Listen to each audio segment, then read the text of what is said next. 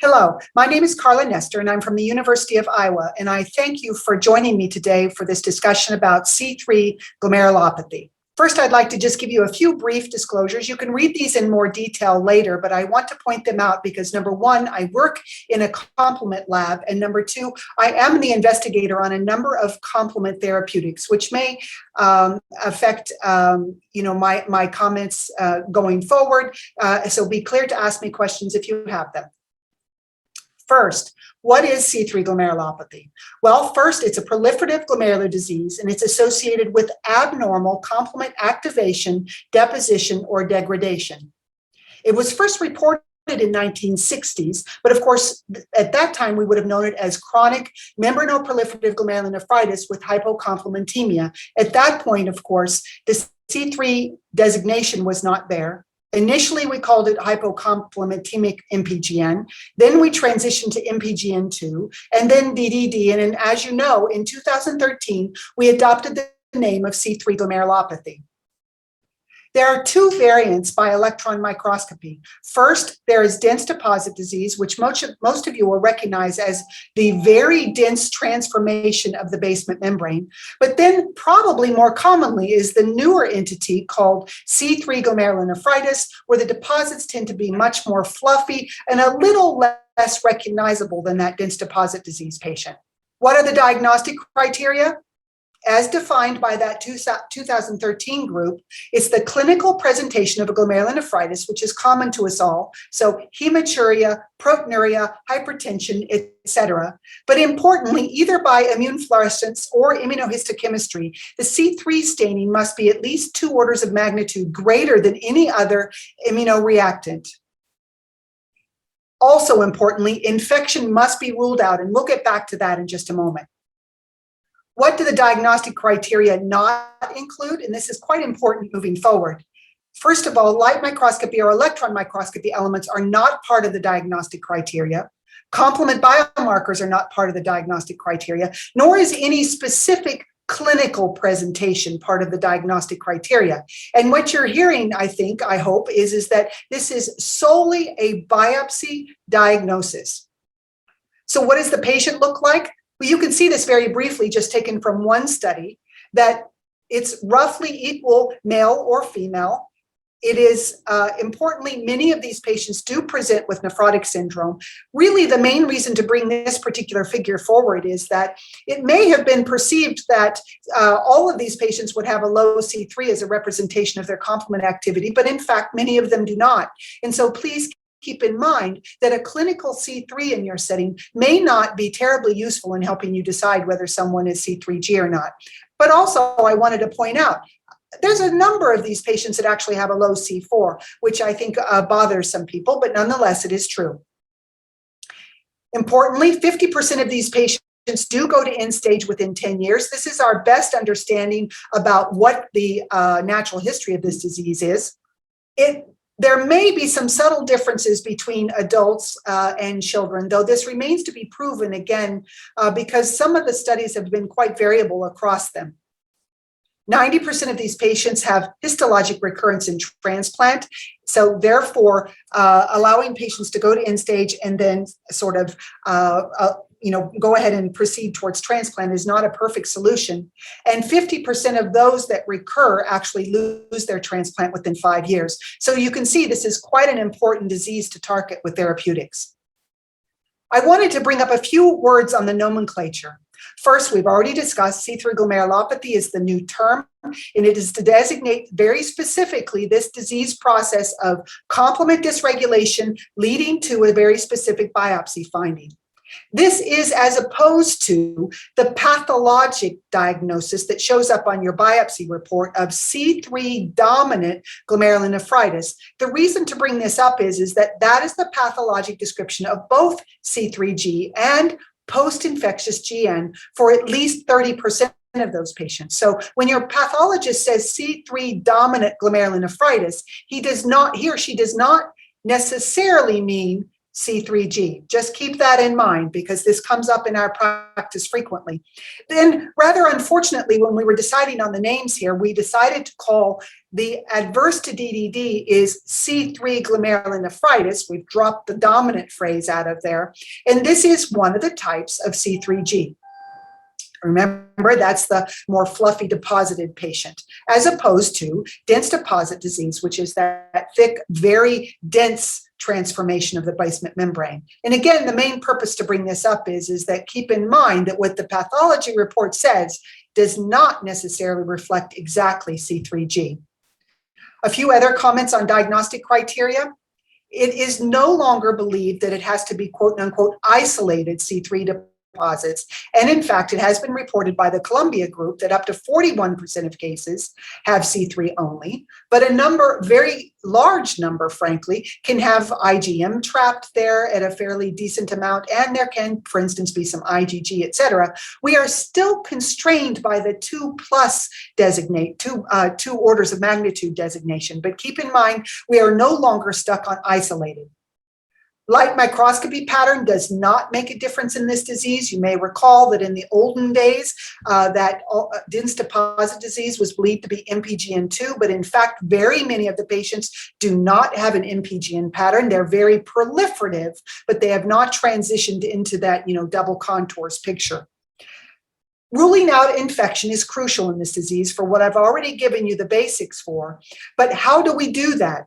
It's by a renal biopsy that meets diagnostic criteria, and it must be taken at least 12 weeks after a recent infection. Why? Because C3G, post-infectious GN, at least 30% of them anyway, the biopsy can look exactly alike. Now, there's one caveat here. If your patient still has very significant urine protein and urine blood, let's say 16 weeks after presentation, that's a legitimate diagnosis of C3G because, as you all will know, by then, post-infectious GN patients should be improving. So you should have seen that improvement in those glomerular findings.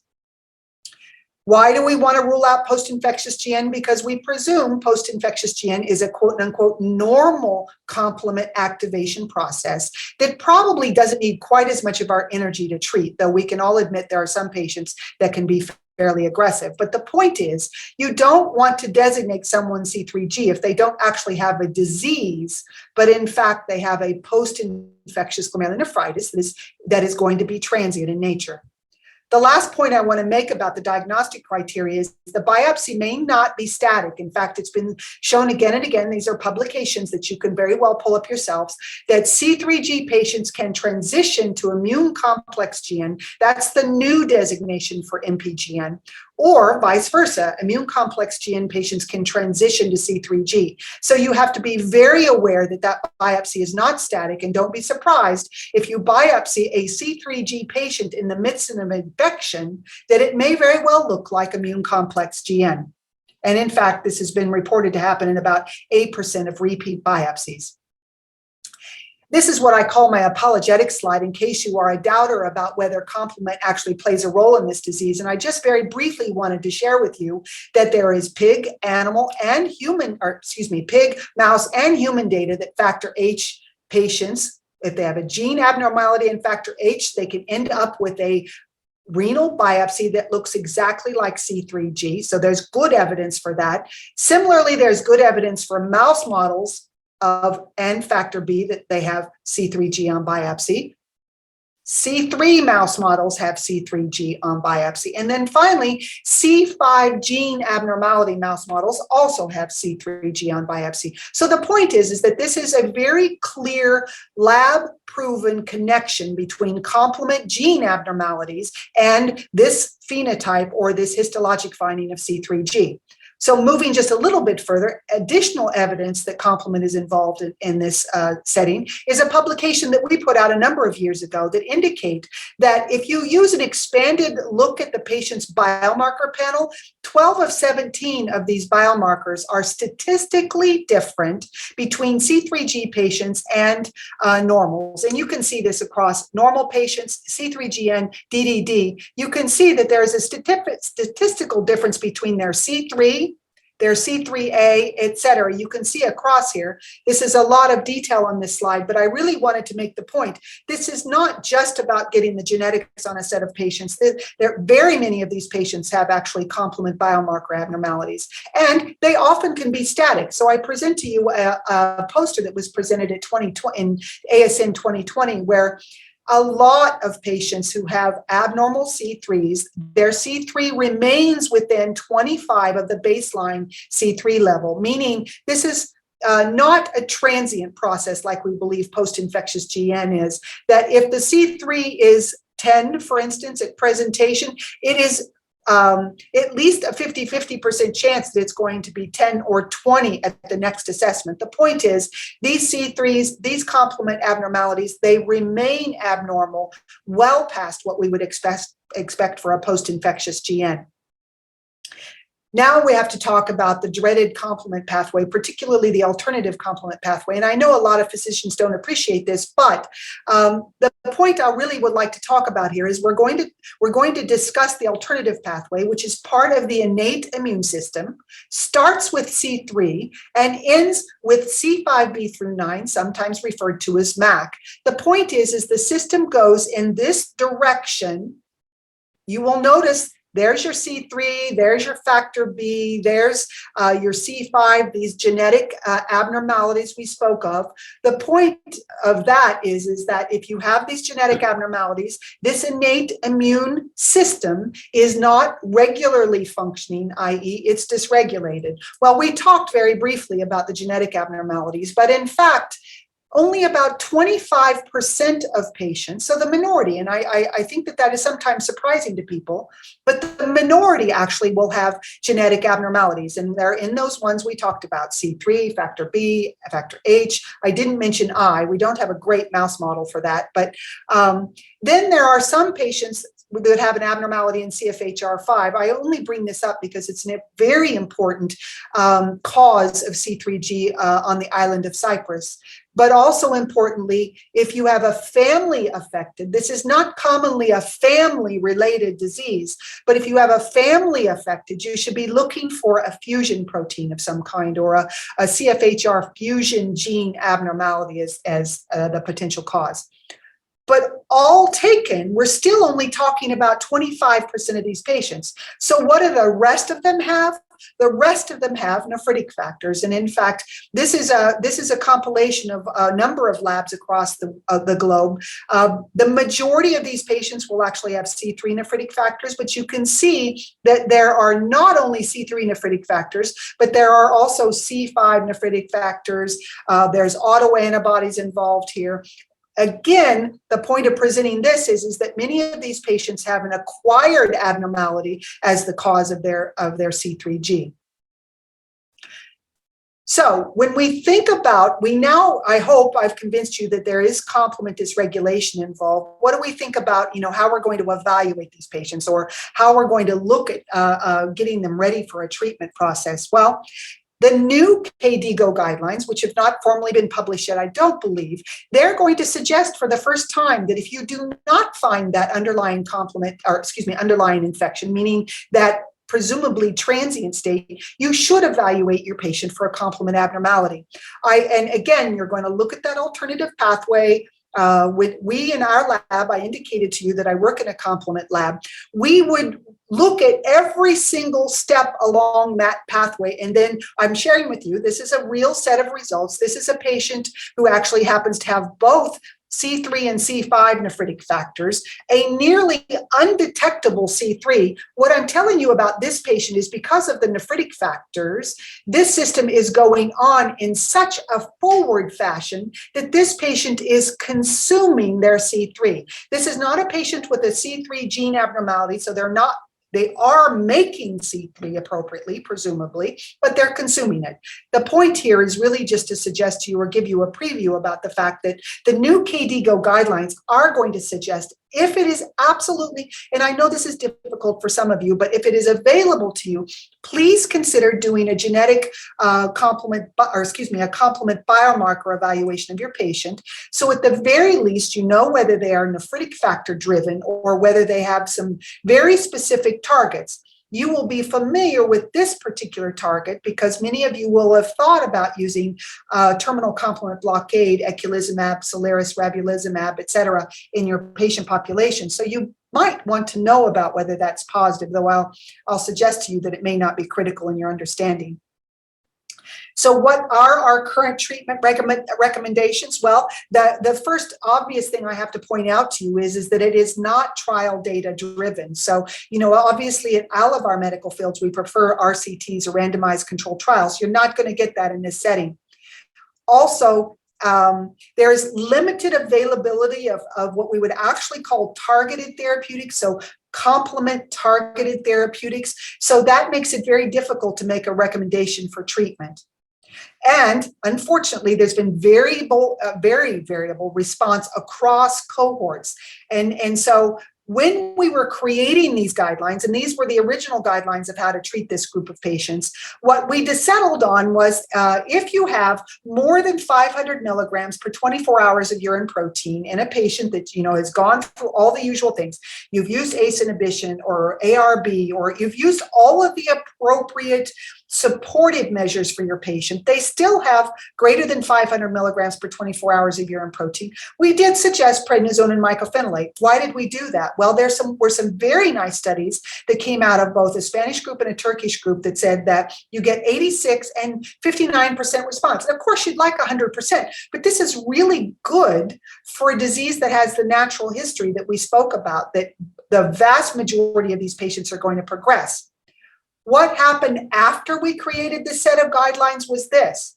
If you look at what the US and particularly the Columbia group have published, and even a US group, the Mayo Clinic, have published, it's now getting a little bit more depressing about how well patients respond to mycophenolate and prednisone. And I will tell you out of personal experience, we're roughly at the 30 to 40% response rate. So we're not anywhere near the 86% response rate, but 30 to 40% response is better than no response at all. So we're actually pretty happy about that option. So you might ask me, why aren't we doing better? Well, I already gave you the preview that this is not a targeted therapeutic, but why is it not a targeted therapeutic? I'm going to share with you a cartoon about that. And then I'm also going to share with you, if we're only getting 30 to 40% response with mycophenolate, should we be moving on to the only complement inhibitor that most of us can get our hands on, and frankly, many of us can't get our hands on even it? I'm also going to share with you some data on that, but I will tell you that as an expert panel, if you will, we decided that there was insufficient data to recommend its use. And again, I'll give you a cartoon about this. Before we get to sort of a theoretical reason why mycophenolate, why eculizumab might not be the most useful choice for us in this setting, let's talk about this one, and I've given you the references here. This is just one of the studies published on eculizumab and C3G. I'm only showing you the adult group. Those of you who are in pediatric nephrology, you'll be able to pull up the fact that there were another 13 pediatric patients in this group, but that went into the 26, if you will. So 6 of the 26 had a complete remission. By that, we mean their urine protein resolved or got below the 500 milligrams, et cetera. They had improvement or stabilization of their creatinine, et cetera, et cetera. You can read their definitions. 1 got a partial remission, but here's, oh, by the way, it did not make a difference if you were a responder, whether your C5b-9 was elevated or not. And that's somewhat critical because it's been published previously that you had to have an elevated C5b-9 in order to respond to eculizumab in this setting, or terminal complement blockade in this setting. And it turns out it's probably not true. I will also say that's been my experience, that patients even who don't have an elevated C5b-9 do get some therapeutic effect. But what's the depressing part to this? The depressing part is what happens to the rest of the patients. They didn't respond. So here's my cartoon about why we think this is the case. And again, this is theoretical. And of course, there needs to be more science, but I think I can make the case for this reasonably well. So what about steroids and mycophenolate? Well, what should they be doing? They should be knocking down the proliferation, so the own body's innate immune system reaction to the anaphylotoxins. This is what we presume steroids and mycophenolate are doing. They may also, because they are cellular mediated approaches, if you will, they may also be attacking the group of cells that are responsible for the nephritic factor titers. So that seems like a reasonable response. Excuse me. What is terminal complement blockade doing? Well, it is blocking the cleavage of C5. So we are also going to get the response. If you block C5a production, not only do you get the anti-proliferative effect that you would get from blocking that aflatoxin, but then, of course, whatever part of this disease, and frankly, we do not yet know what part of C3G is driven by MAC, whatever part that is, though, you do get some benefit by blocking C5. What you are not doing, however, is you are not fixing the fact that you still have a very active C3 convertase and a very active C5 convertase. Therefore, this process is continuing to go. You are continuing to make the breakdown products that, in fact, will feed these deposits. So even though you are potentially getting some therapeutic effect by blocking the immune system down, blocking the response to the proliferation, blocking any effect that may be related to MAC C5b through 9, you are leaving a very important part of this disease uncovered. And that's important when you think about moving forward to future therapeutics. So what do the new KDIGO guidelines look like with this in mind? Well, unfortunately, it's still empiric and it's still expert opinion based because we still don't have those randomized controlled trials. And so therefore, unfortunately, in the new KDIGO guidelines, you're still going to say, because there are a group of patients that respond to mycophenolate and steroids, we still want you to begin using those. And again, we can talk offline or at some point during the question period about how that looks for us. It's highly variable across individual practices, but nonetheless, you're still going to start with this empiric approach based on those cohorts, some of them having responded. There has been a little bit of refocus in the new KDIGO guidelines to, this is somewhat of an aside, but to think about, we should stop calling things MPGN because that's really like saying FSGS. We don't know if it's secondary. We don't know. It is a pattern of injury. It is not actually a disease. And in favor of calling things immune complex GN or C3G. And again, I bring that up only as an aside and because I think it's important for y'all to keep your eyes open for that when the new guidelines are available to you. But importantly, as I already mentioned, the new guidelines are going to take heed of the fact that we now have better evidence that complement complement dysregulation is very integral to this disease. And importantly, since the newest class of therapeutics that are coming out are directed at complement, it behooves us as clinicians and scientists to understand how our patient's disease relates, if you will, to complement dysregulation.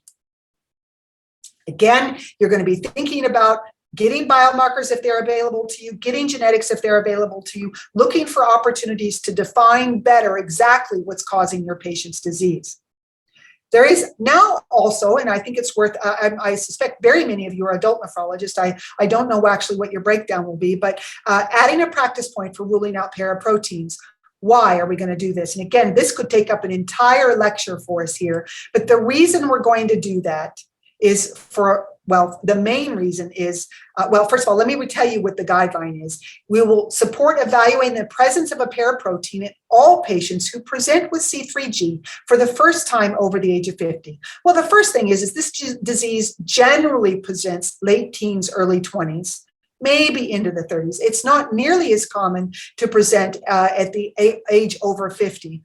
And in digging in to find out why we now have a whole new cohort of patients who are presenting late, it turns out that and again, you can see the references here, but about 33 to 83% of patients who present over the age of 50 are going to have a paraprotein. 47 of those 50 in that particular were light chain isotype kappa, if you will. So, I mean, these are familiar things. And again, we could spend an entire lecture on this discussion about paraprotein-mediated diseases. And it reminds me, you may have already guessed this, how do the paraproteins play a role? Well, we don't know in the majority of cases. In the cases that have been documented, have been supported by science, it turns out that they interfere with regulation of the complement pathway. So that you probably could have guessed. 66% of the C3G presentation. So with the actual kidney disease, then you find the biopsy, then you think, my patient is older than 50. I go looking for the monoclonal, and sure enough, you find it. So as a nephrologist, you are going to be picking up these hematologic diseases in your patients. Why do we care about this with a new set of guidelines? Because it turns out that if you treat these patients and try to achieve a hematologic response with chemotherapy, and there's any number of those options, they had a much higher chance of having a renal response and the ability to recover.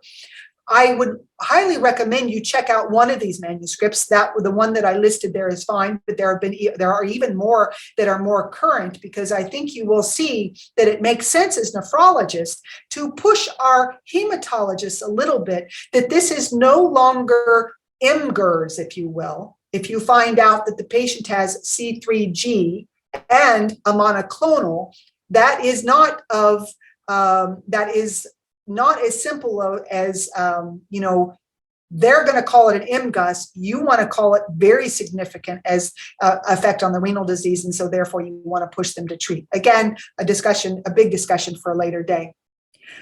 So what about those patients that you take to transplant? Well, let's say that your therapeutic that you tried, whether it was mycophenolate steroids or eculizumab, and they went on to end stage anyway, as I've already told you, many of these patients will do.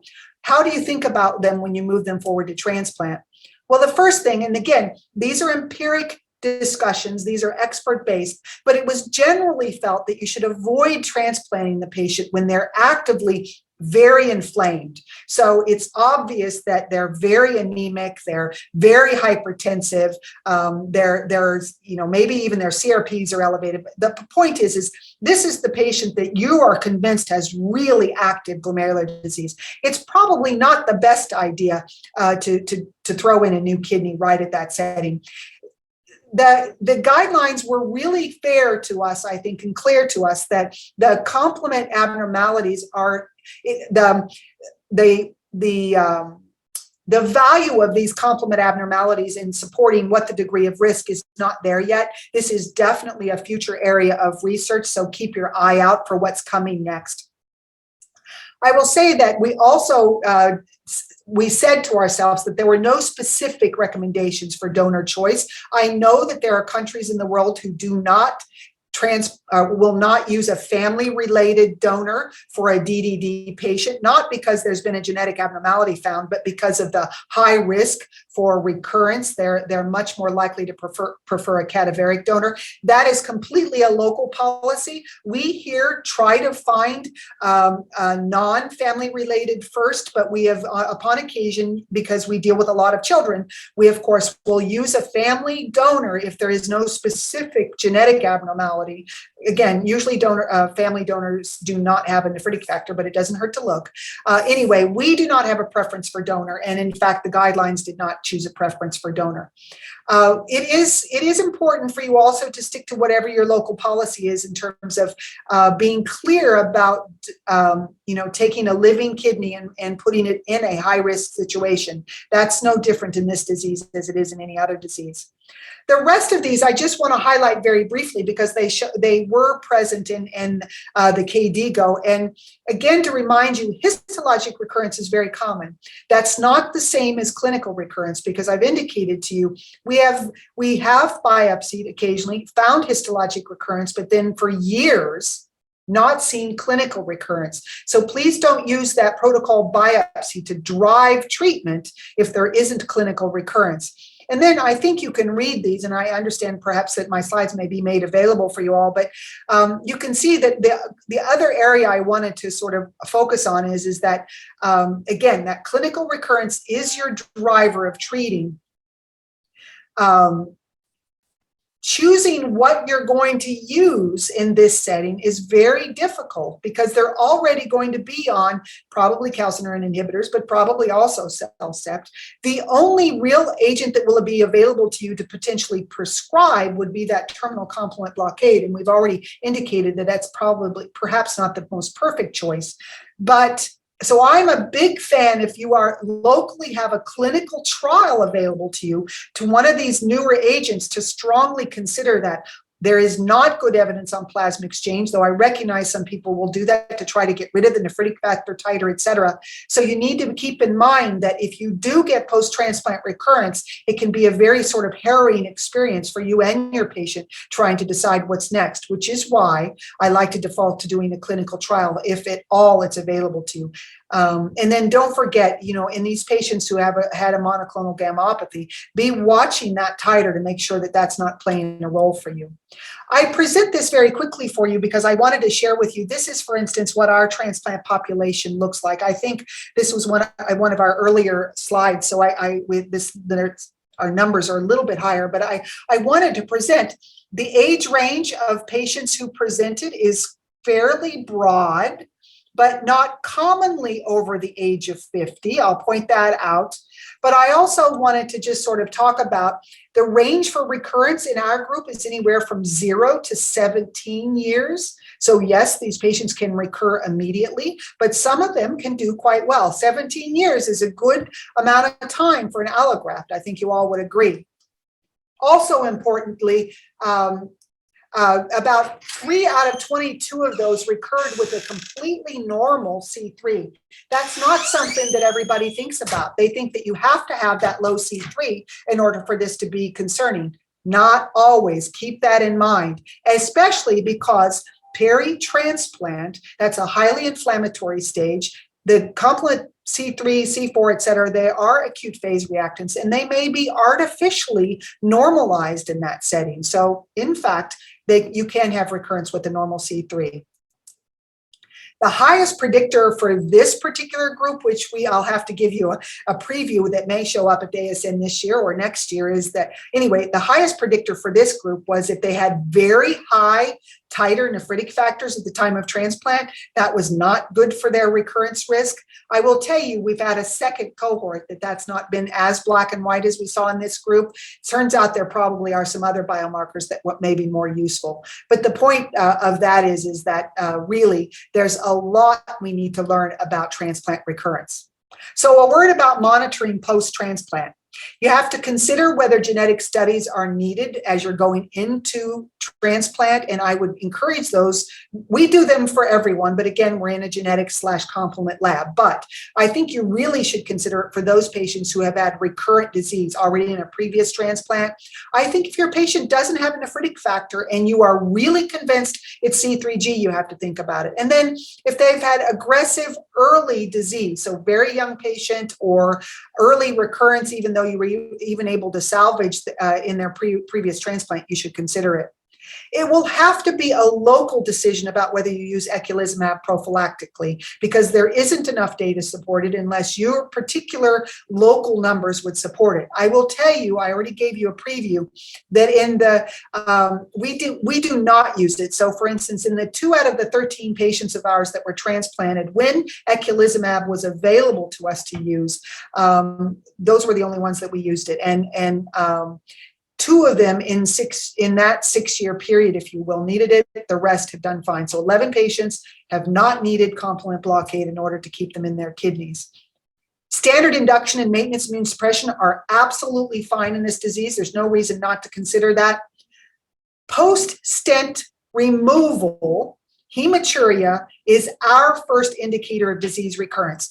So after the stent's out, you start watching, and if you're lucky, they go hematuria negative. You start seeing some hematuria. Within months, you start seeing a little bit of proteinuria, then the proteinuria begins rising. We are not a protocol biopsy program, so that ends up being our trigger to biopsy them, and if they hadn't been biopsied earlier for other reasons. Anyway, post-stent removal hematuria is the time that you need to raise your eyebrows and begin watching these patients a little bit closer. That's not recurrence of disease in a clinical fashion. We don't count hematuria, but it's just your signal to start watching closer. The C3 trend may be helpful in some patients. So if you have a C3 that was normal at transplant and it's going lower and lower and lower, so that within months of your transplant, your C3 is a quarter of normal, maybe that's important. But again, right now, we don't have the science to support that. I think that, again, as I already said, that if you have recurrence post-transplant, of course, you can try terminal complement blockade, but I think that you should strongly consider whether there is a clinical trial or even compassionate use near you. So I only have a couple more slides, and the main reason to share this with you is because I've already gone through what it's like if you use a C3 inhibitor. And some of you have been involved in the CA receptor blocker, a recent trial, which I believe is now closed and not available to you.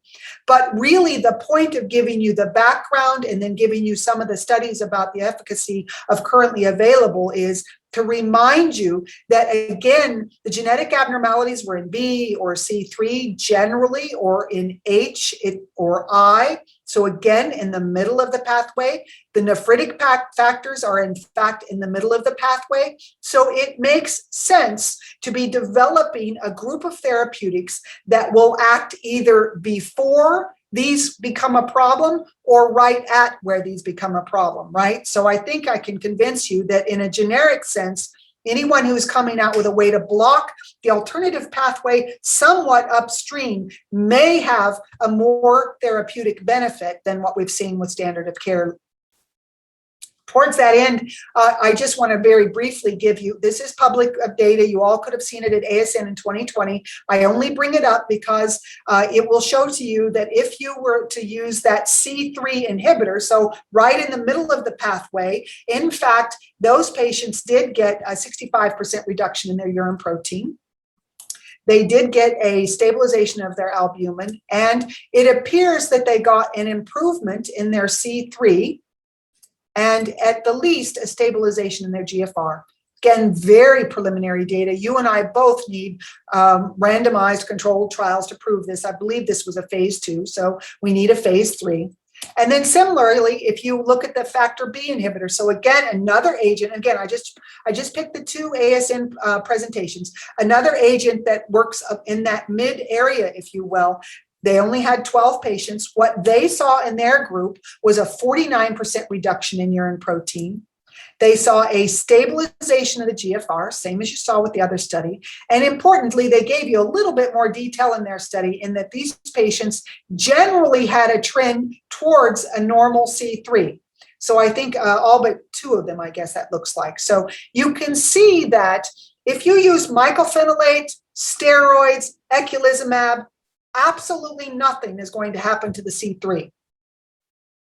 If you use one of these agents and something happens to the C3, something happens to your clinical biomarkers, the urine protein, the GFR, this feels like this is the correct direction to go. Again, we all need better data. So what are our future directions in this area? We want to continue to learn more about the natural history. We want to know, are children really different than adults? My gut tells me they're not as different as what we think they are. We want to know who goes to end stage. We want to know what biomarkers might help us figure out who goes to end stage. How can we predict this and prevent it? How can we figure out who doesn't need treatment? And along those lines, we need to understand or make available very publicly, very globally, the assays that will help us figure these things out. We want to be able to encourage the participation in trial design, particularly in that group, which includes the below 18-year-olds, in that group whose burden of disease challenges them for an extended period of their lifetime. So those 20-year-olds, those 30-year-olds, if they go to end stage, that's a tremendous amount of life years that they're going to be affected if we don't get an effective therapeutic for this group of patients. Again, scientifically, we need this data. So we need to be able to enroll those patients. And then again, there needs to be things like what's happening today. We need to be talking about what agents are doing what might work better, how do we understand the patient better, how do we keep them safe while we're treating them, etc. We need to push through to these education pieces so that globally we understand what we need. I'll present to you very quickly. I have two families that I'm very proud of belonging to my pediatric nephrology division, which are a group of absolutely excellent clinicians. And then, of course, my research laboratory setting, which is headed by Dr. Richard Smith. I'm very pleased to have these two families. They shape what I do every day. They definitely make me smarter every day. Thank you.